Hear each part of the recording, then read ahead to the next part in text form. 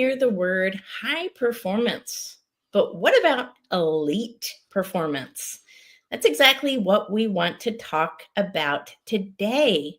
And today's guest is an amazing retired and Navy SEAL who has written two New York Times best-selling books, and he served in the Navy SEALs for 23 years, earned a Silver Star and two Bronze Stars, and he now helps leaders worldwide to this level of elite performance that we're going to be talking about today. Thom, welcome to the show. Hey, thank you so much for having me. Appreciate it. Absolutely. Yeah. So, we hear this term thrown out a lot, high performer, right? What it means to be a high performer, mindset of high performance, success mindset, that CEO billion-dollar mindset, right? But it's not typically, understood how to get to that elite level, I feel like. So that's really why we want to talk to you today is I want to take our listeners to that elite level mindset because I know it's got to be a mindset, don't you think? Well, there's about 8 questions in there. So elite mindset, does everybody have it? And can you get it if you don't right now have it? That might be a wonderful place to start as well. So there's a different, if you haven't heard about the Navy SEALs, or even if you had, maybe this will give you a different idea of what it takes to be elite. And can it be incorporated into your business, or your home, or your team that you're on? There's a big difference between how SEALs get to be a SEAL and what I've noticed in retirement, how businesses get to be successful. They end up at the same place, but they arrive from different directions, so to speak. And what I mean by that, if you can tolerate the time it takes to tell the story, is the teams are set up on a selection basis. You're put through rigors, you're put through training, and through that rigorous selection process, you arrive at a small group of people who will already have the mindset and the skill set to be elite. Businesses don't do it that way because it's costly. If Amazon or if Michelin, any company, had a deep selection process, it would occur to them that they're wasting upfront money. So if you want to be and boy, I say it this way, SEAL training since its inception only graduates 14% of the people who start.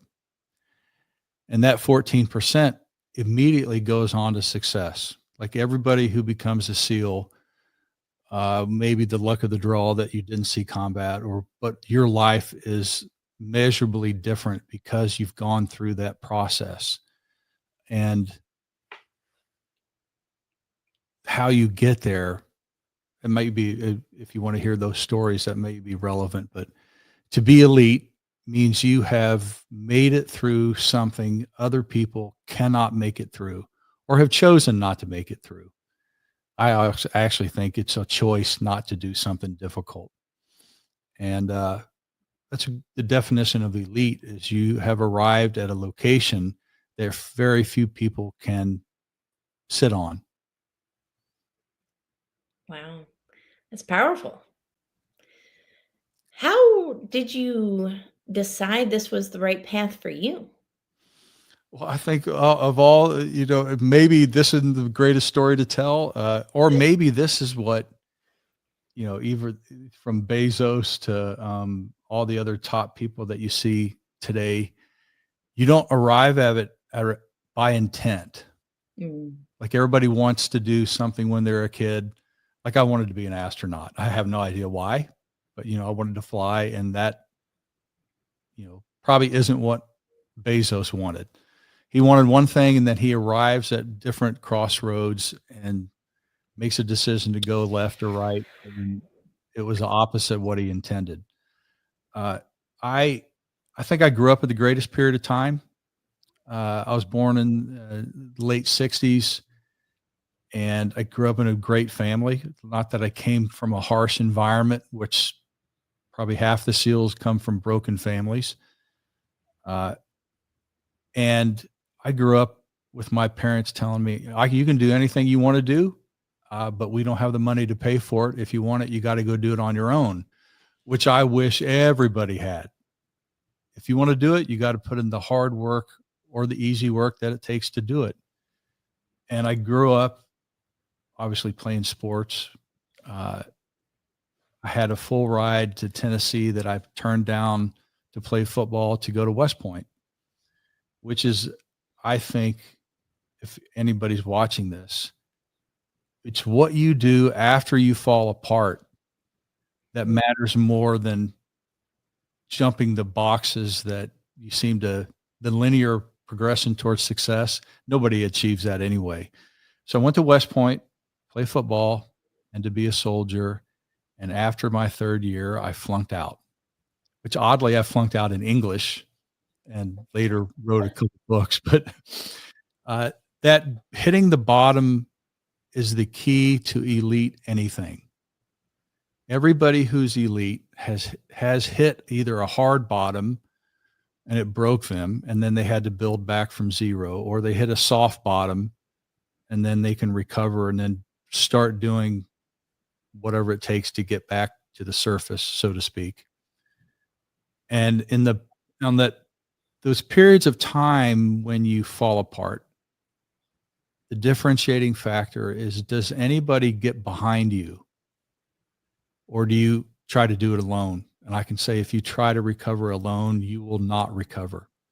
So I had, maybe the word is mentorship. I had a man who had been a Navy SEAL in World War II, which wasn't even called SEAL program then. Mm-hmm. And he'd asked me, what do you think about all the time? And I remember telling him, I'm like, I wanted to be a soldier. He goes, I said, actually, I wanted to be a SEAL, but I can't swim. And he said something very important. You're never going to do anything until you burn all the boats. So go sign up for the SEAL program, even if you can't do it. Because until you're forced to do anything, you really won't. And if you were to interview Bezos, he would say, I had to do this. There was nothing else. Like even Elon Musk, he was so far in debt, he had to get the next rocket to not crash. Otherwise, it was over. So I signed up for the SEAL program and I couldn't swim, or I couldn't pass the test. And that then becomes what everybody calls mindset. What do you have to think about daily when you can't do anything well? And I've found a way to teach that. It's what you think of by yourself that matters the most. And so imagine if you couldn't swim and you're going to go into the SEAL program, what do you think about? And those thoughts are relatively hard to describe, but you have to go, I'm going to get up and swim today. And if anybody's tried something try to do something for 3 or 4 months, it's exciting for the first 2 days. And then you literally start talking yourself out of it. So in an elite mindset is you have stopped talking yourself out of doing what you promised to do. The distinction of elite is that it's not that you think differently. You're just not going to listen to all the naysayers anymore. And everybody is a naysayer, from parents to siblings to friends to coaches. Very few people encourage you to do what you promise to do. It's a small group, which makes it elite. And getting somebody behind you that encourages you it's worth $1 million. If you want to achieve something, you invest in somebody that will encourage you to do what you promise to do. And that's rare. It's very rare in the world. Yes. I don't know if that's a relevant story to what got me into the SEAL program. Not that it was easy. I'm the only one living that I know of that went into 5 hell weeks. I got injured in 4, got kicked out of the program and came back and then finally made it through. And I had learned just don't give up. If you don't give up, you'll either die, which I didn't do, or you'll succeed. And in that's the one of the other distinctions of eliteness is there's only going to be a few that have what it takes inside and outside to accomplish anything. And is it going to be you, or are you going to talk yourself out of it? Ooh. Wow, I could talk to you all day. This is definitely the conversation I want to have, right? Because, well, you have a lot to unpack there. The first thing I want to mention is that, in order to get to this elite level of success, you have to almost go to that rock bottom place, whatever that means for you. And it looks different for everybody. Mm-hmm. But you get to this place where you say, you know what? I'm done. I'm done being used. I'm done playing small. I'm done not succeeding. I'm done not making the amount of money I want to make. I'm done not making the amount of impact I want to make. I'm done living my life for somebody else. And you have to get to that point to give you that fuel and motivation to do, ultimately, I feel like what you're designed and capable of doing. But you have to get to that point so that you can honestly break free. And it's really powerful. And you're right. There's going to be a really, really small group that surrounds you, if you're lucky, that actually helps motivate you and progress you and help you grow. If you're lucky, most people don't even have someone that's going to encourage them. I mean, honest to God, that's, one of the hardest things about entrepreneurship in general, life in general, but especially entrepreneurship. You think people are going to support you. You think, right? Family and friends and people are going to come out of the woodworks to support you and your dream. And it just doesn't happen, does it? And, you're at I don't know if it's because we don't know how to garner support. Maybe. Yeah. I don't know if it's because people have an inherent desire not to support other people. I have no idea where it's chicken and egg. They both arrive at the same time. Who knows? Yeah. But it's a distinction in success is you can't, the old saying, if you want to go fast, go alone, because then you don't have any anchors. Like you can go really fast, a short distance by yourself without support. But if you want to go far and you want to achieve something extremely difficult, how do you set up a team around you? Not that it's all about you, but you have to have a team of people that are obviously mutually supporting, that the end result is the only thing that they're concerned with. And that's rare. It's not hard to get once you figure it out. It's easy to get every time. But it's hard to get people to like what you had articulated. Yeah. You got to get rid of all the anchors. Ooh. And some of the anchors are like your spouse. Not saying get a divorce, but most people are not designed to be supportive of you doing difficult things. Even my wife, Stacy, had to let me go to war. Yeah. And it's not inherent to go, wow, I can't wait for my husband to go to war. He can die. And your spouse's parents and friends always are the biggest naysayers. Why do you let him do that? He could die, and then you're going to have 3 kids. And so if you hear all that noise in the background, you have to do the opposite. You tell your husband, I want you to come home carrying the shield or on it. And I want to hear everything about it, which was her conversation with me. Don't hide anything from me. And I like to hear the conversations of war if you're willing to share them. And it made it more exciting for me to go do really difficult things. Wow. And it's rare. Very rare, very rare, but you're blessed that you have that. So that's, one step closer, right? And I have that as well. And again, I'm so fortunate that I have this support system. But we're talking about burning the boats, Mhm. which I find absolutely fascinating, right? In order to really have success at something, you got to burn the boats. You've got to not create a way out. Mhm. That's not easy because typically our brains default to plan B, C, Mhm. Mhm. Z, right? Yep. Like all the way through the alphabet. And as perfectionists, sometimes, right? It's hard not to have all of these plans because society tells us we need to have plans. We need to have all of these things in place just in case. But ultimately, doesn't that give us a reason to fail? Mm. Interesting way to look at it. So differentiating, having multiple streams of income, multiple interests, Right. uh, that's maybe a different conversation. So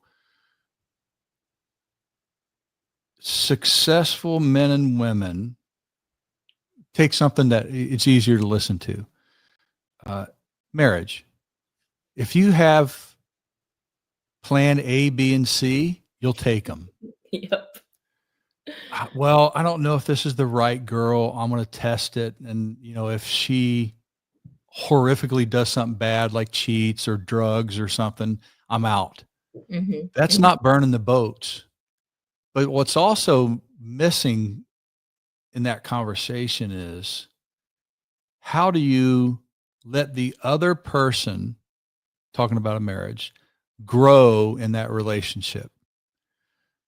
Uh, so if you can hang on that conversation, what does it take to be successful in business? You have to only go for one thing, one ridge line or one peak. You can't have, the Elon Musk of the world have a strategic vision. 2050 we'll be populating Mars. Okay, cool. That it's rare to have that clarity, but you have to have the first ridge line, and the first ridge line, use Elon Musk phenomenon, is to we have to vertically land a rocket. If we can't do that, there is no way we can do anything else. So that becomes the central focus of everything. Well, let's work on this other project. Nope. Well, it's going to cost us $4 billion. We could be making these small little trinkets for 100,000. Nope. That's having other boats on the beach that you can paddle. So we're going to go for the big boat, and we're all going to go for the big boat. And if you'd ever heard what happened when he first presented that to his board, 7 on his board said it's not possible. They were immediately fired. We're going to paddle one boat together, y'all. Y'all either in. I don't care if you know how to paddle, but this is the boat that we're going to paddle.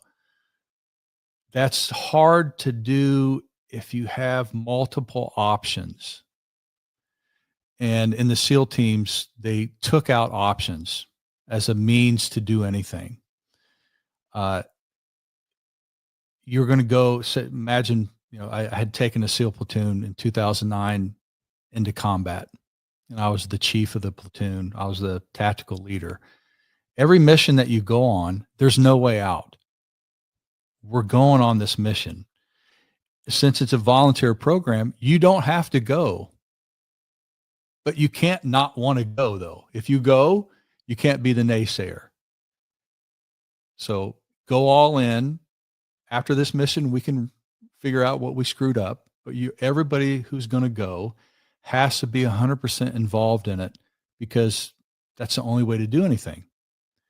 And that mindset and that way of living, I thought everybody had until I retired. And Wow. in business, everybody has multiple things that they're pursuing. So if I have 100% to give and I have 8 things to give it to, my percentage of success in any of them goes down. And Mhm. Imagine not doing that. Wow. Like if you and I are going to work on something, let's work on this thing. Well, I have to go on a vacation. I don't think the vacation matters unless we need a break so we can come back to this. And and I've trained like 600 executives in retirement now, getting them back to that simple, which is the greatest segue of elite, is make everything simple. Everything's simple right now. No complexity, no nothing. We got to boil things down to simple. From Mike Tyson, he had simple way of fighting. He didn't have multiple ways of fighting. Michael Phelps, simple way in his stroke efficiency. It wasn't complex. And then you just do simple all the time and you neglect everything else. That some good idea fairies in business are a killer. And I know it's a lot of conversation. I'll take a breath for you. No, I love it. It's the shiny object syndrome. Yep. Right? It's so easy to get distracted. Yep. But the elite mentality is to eliminate the needless distractions, to make life simple so that you can scale. I think that's important. It's not about adding a lot of complexities to our life, right? And honestly, I feel like that's where a lot of people are right now. They're thinking about how to add more and more and more, but really sometimes it's taking away and stepping back. But it's putting in the hours when nobody wants to put in. Like that's what success is, you know? Success does not happen overnight. Success is, frankly, I outwork my competitors. Not many people are willing to outwork me. And I'm proud of that. That's success, right? You know that. You're a best-selling author, 2-time New York Times best-selling author. It's about doing the reps when other people are not willing to do the reps. In fact, when you're not even wanting to do the reps, that's almost when it's the most important. When you want to give up, when you want to take a break, when you want to say, you know what, I can't work right now, that your next breakthrough is right there. I promise. 100%. Every time. Yep. And it's not always glamorous. You have to be willing to outwork people. But unfortunately, right now, a lot of the language, a lot of influence are talking about balance. You need to work less. You need to do this and that, and you'll grow to 7-8 figures. I just don't see that as it's possible. I don't know if it's probable. I don't know if it's ultimately something that leads to sustainable success, because you have to put in the hours. You have to pick up the phone. You have to do what others are not willing to do so that you can live the life that ultimately you want to live. Don't you think? Well, I think the last few words you said, so what is a great life? So ultimately, maybe this is the case. I don't think I'm wrong on this, but if you were to define a great life first, before you said, hey, and you used other terms, not everything can be scaled or should be scaled. Not every business has to scale to sell at 4 billion or should, like a consulting practice or coaching, and that some of it's not scalable. So if you're looking to develop a business that other people can put money on and invest and you can sell, pick a business that does that. Like being an author is not scalable. Right. You know what I mean? But J.K. Rowling, she's an author, and somebody else made a business out of her books and movies and Disney and all that shenanigans that goes on. She didn't scale J.K. Rowling. She's an author at heart, and she never veered away. She burned the boats of scale. And how much is she worth? So I say that from like everybody wants to grow a business and scale and sell it. Well, your product is not scalable, nor should it. Not all things should be scalable. Mm-hmm. So in the distinction of what is a great life, perhaps there are 5 areas inside that distinction. No matter what you do, your health matters. I don't care what anybody says anymore. Nothing worse than a rich, unhealthy human being. They're going to lose it anyway. So you worked your ass off for 10 years and now you had a heart attack. You didn't need to do that. So health is the first factor. Doing a job that you value, maybe not enjoy, because on Tuesday I don't like things, but if you don't value the job that you have, there's a million other jobs. Find one that brings you value and then you bring value to. The third area, maybe not in precedence, is you better learn how to be in a relationship with another human being. The fourth area is, whether you believe in one God or the other, there is spiritual connection of all living things. Whatever that means to you, that's the fourth area of life. And the fifth area is be willing to learn. So in those 5 areas, imagine now you move into your life always pursuing those 5 areas. And it ain't never in balance. Not that you give 4 hours to this one and 4 hours to that one. Most don't need that amount of attention, but they need more than times 0. That's right. So anything times 0 is 0. Yep. If I'm working on a project and I don't attend my family at all, it's 0. 0 times 7 days is 0. And even in combat, what makes warriors lethal is their connectivity to their family or to their teammates. That's a relationship thing that the SEALs learned a long time ago. You don't work in isolation, it'll kill you. So relationship matters. Yes, I love that. So the balance of those 5, if you take the word balance out of there and say you have to attend them. Yes. You will 3X this year. Your health will go up this year. Come to find out, if you just work out for 20 minutes, your life will change. And you got to work out, you got to attend your health 7 days a week. And it's very difficult for people. That's a simple thing, very difficult. Yes. No, so much wisdom in there. All the points, really. We need human connection. We can't operate alone. And the faith element that you mentioned is part of that.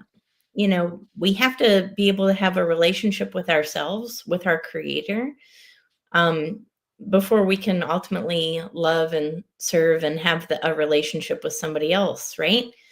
So all of these things are important to have not only a successful life that's an elite life, but ultimately a fulfilled and purposeful one, which is so important. And ultimately, I think the version of success that a lot of people feel that they need to live up to is, that big house, the Lamborghinis, right? All these flashies.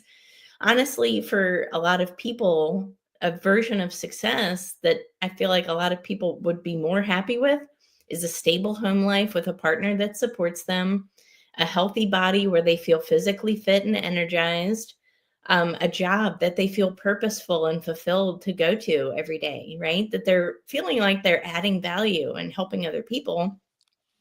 And ultimately a better faith, a stronger faith with whatever you believe in, right?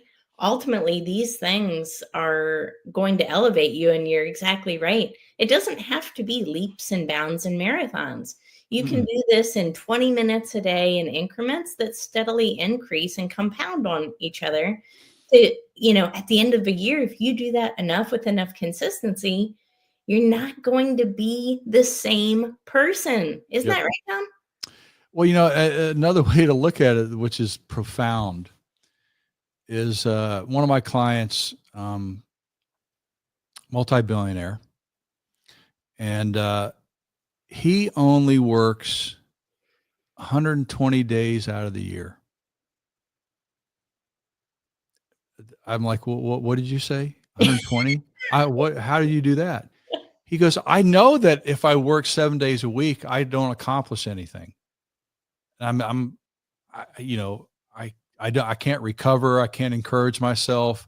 I'm just grinding. Grinding is not a way to be wealthy. And I'm like, you got my interest. How do you do that? That was my question to him. He goes, I have an on and off button. If Mhm. I'm no longer interested in a conversation or a thing I'm doing, I just don't do it. It's not that I'm not inherently interested in it, but this thing that I'm working on, I'm doing it so inefficiently, it'll take 7 years. He'll just put it down for a while. And then after I heard him say that, I heard some professional athletes I'm coaching say the same thing. He goes, "You can't work out 24 hours a day. Like, how many hours do you work out to be at a professional level?" He goes, I work out 4 hours and then I do 30 minutes next day. I said, well, what do you do in between? Well, I don't screw around with what I'm doing professionally. He goes, they both said this. And they say this in the SEAL teams. The downtime is more important than the uptime. And you don't hear that in social media. You hear grind, you hear overworking yourself, you hear doing things more and more and more. But the elite people don't do more. They're just extremely efficient, or they have an on and off switch. Like, I don't want to be with my wife every minute of the day because I just get less and less valuable to her. When I have other experiences that I can add to the family, it's more valuable than us just sitting here looking at each other, being 100% involved with each other. Then neither of us grow. And that on and off switch, when you begin to realize it, like even when you were saying that story earlier, when you're working and things don't work out, you put it down. That that has to be taught. Yeah, that's You know. powerful. Everything works best when it's unplugged for a little Yeah. while. Even your computer, your cell phone, right? And we're no different. So I think that's important, to have a vision, like you said, burn the boats, um, and then really fully go after something, but take care of yourself. I think that's so Yep. important. If you start to feel like you're burnt out or stressed, guess what? It's totally normal. It doesn't mean what you're doing is wrong or that you're on the right path necessarily. It could just mean that you need some time to sit back, reflect. That's totally fine, right? So this has been such a fascinating conversation. I really like this because, again, it's about delivering people, not just, I don't want people to succeed a little bit. I want people to succeed and go after life, and go after exactly what they want, succeed Mhm. at that high level, whatever that means for that person. So, this is the tools. It's about going foundational and starting with the basics because you're so right.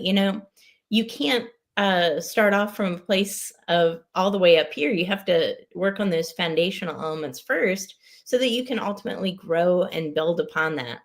And that's ultimately what it takes to be that elite mindset, I think, is you got to start from the foundational level and build up with consistency, right? Well, the elite or advanced versus basics conversation. Maybe this is a good capstone to the whole. Uh, you would imagine SEALs being advanced. So every time you start a new training cycle, and it's about 2 years long, you go back to the basics. And then now imagine if you've done it 8 times. By my fourth platoon, I'm like, hey, is there anything advanced? Because I'm tired of going to the basics. They're like, okay, can you demonstrate to me the basics right now? I'm like, yeah, I just got back from a deployment. We did a lot of combat, and they're like, okay, demonstrate to me the basics. And I couldn't. Hmm. They're like, so you want advanced. So the the moral of that story is I never learned anything advanced ever in the SEAL teams. Ever. Like, there's no advanced way to shoot. There's just the basic fundamentals that if you were to watch somebody who does it well, they do it very quickly, but they never overstep a basic thing, from anything in the SEAL teams, it's just all basics practiced time and again, and like till you're blue in the face, that the only thing you can ever do is the basic.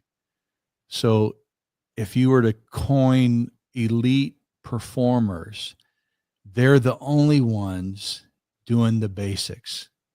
There's no hacks. There's no hacks to their diet. They're not, not that I'm against, facelift or anything. They don't do any of that. They just do the basics and they don't ever veer from them. And that mindset is so hard to maintain. Like not eating sugar. You want to be healthy? Take sugar out of your diet. Yep. It's so basic that you won't do it. Yep. Isn't that the truth? Well, I want to go do this. And how about I want my fudge brownie. And well, if you really want to get there, make it basic and easy and simple. Yeah. And in business, yep, get in front of one new opportunity a day for the rest of your time. Yep. Well, it's Sunday. Well, there's your sugar. Yep. You didn't call somebody today? You didn't reach out even in social media today? No, I'm taking time off of doing the basics. And then I'll make up for it. That's never going to work. And this billionaire client of mine, he does just the basics. I'm like, I could do that. He goes, no, you won't. You won't do it. You'll try to do something else. Here's what it takes, like to raise capital. That's how you make a lot of money, is raising capital. And I was like, that seems so easy. He goes, try it for a week. I did his method for a week, and in a week grew my own business by applying basics. I'm like, I didn't think it'd be that easy. Then I was in the background talking myself out of doing it. It's uncomfortable to do that. I'll hack it and shorten it down to something else. And maybe I won't say that. And you could just ask these 4 questions. I'm like, it can't be that easy. And the first conversation I had with my next client, I didn't even ask him. And he's like, I told you. Yep. Yeah. It's the basics. Yep. It's the basics and elite are exactly the mathematical equation. Ooh. But you wouldn't think that. You would think elite's advanced. Yeah. Elite and basic have an equal sign between the two of them. Well, you're speaking my language. I love that. Thom, it has been an absolute pleasure today. I know people are going to be interested in connecting up with you, reading more about you and your story. Would you let us know the best places and ways to get a hold of you? Our website is thomshea.com, THOMSHEA.com.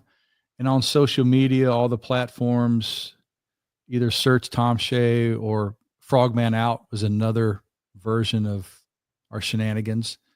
And, but I'm happy to interact. Yeah, absolutely. Definitely connect with Thom, everybody, and visit his website for more information and to hear more about his story. Thom, it was a pleasure, and we will see you on the next episode. Take care.